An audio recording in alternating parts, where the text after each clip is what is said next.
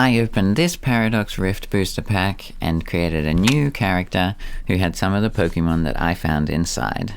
After taking out these two Pokemon that one of my OCs already has, I thought these three Pokemon would go together pretty well for a new character. I set out to make a chef character. I really liked the idea of a chef with a Morpeko who was constantly hungry and would always be like pinching some of the food that he was making.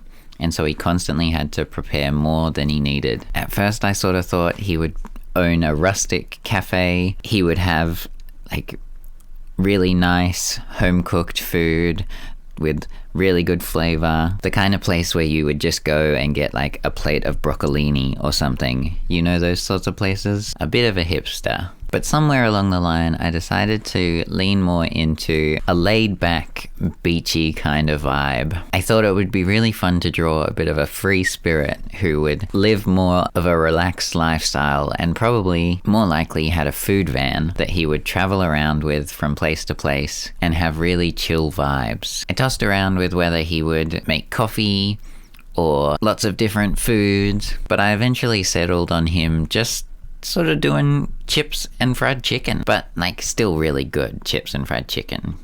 You know, lots of flavor. Like you chase this guy down so that you can get his chips and fried chicken. I do still think he really likes to make all sorts of food, and you'll often be able to find him like experimenting with something else, and even if it goes poorly, his Morpeko's there to eat it. I think personality wise, he's a bit of a beach bum, really relaxed, but I do think he cares a lot about hygiene. He's always got his hair tied back, and his cooking is really important to him, and he wants to do the best he can.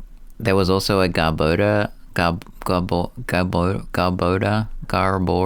was also a Garbodor.